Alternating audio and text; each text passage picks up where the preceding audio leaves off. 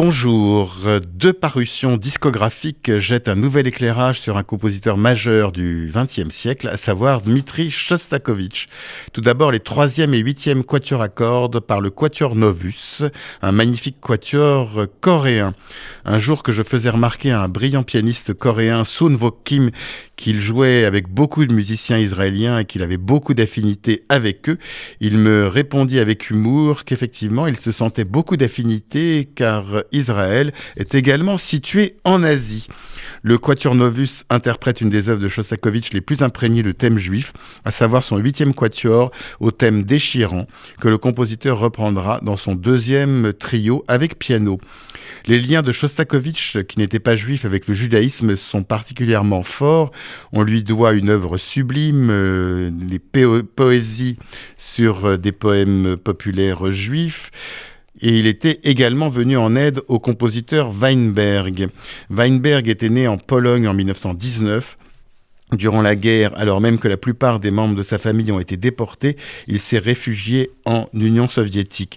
Là, il devient très proche de Chostakovitch, qui le fit venir à Moscou en 1943, ce qui fut le début d'une longue amitié.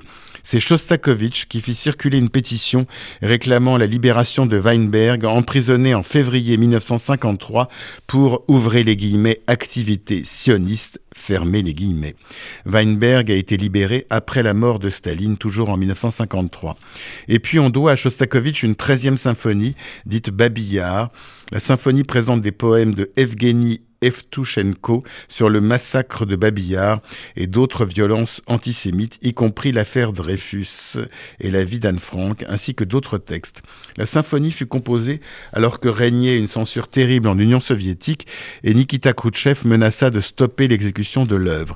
La création eut bien lieu, mais dans des conditions dramatiques, et en 1965, Evtushenko fut contraint de réécrire la première strophe de son poème pour proclamer que des Russes et des Ukrainiens non-juifs avaient péri aux côtés des Juifs à Babi-Yar.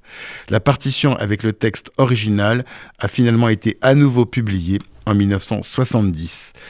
On doit également au grand pianiste Igor Levit une autre belle parution consacrée à Chostakovitch, à savoir les 24 préludes et fugues pour piano de ce compositeur, une œuvre dans laquelle cette fois-ci il rend hommage à Jean-Sébastien Bach et à ses 48 préludes et fugues.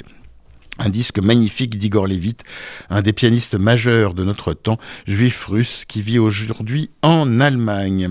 Quant à moi, j'aurai le plaisir de vous retrouver dimanche prochain pour une nouvelle interview. Bonne journée sur RCJ.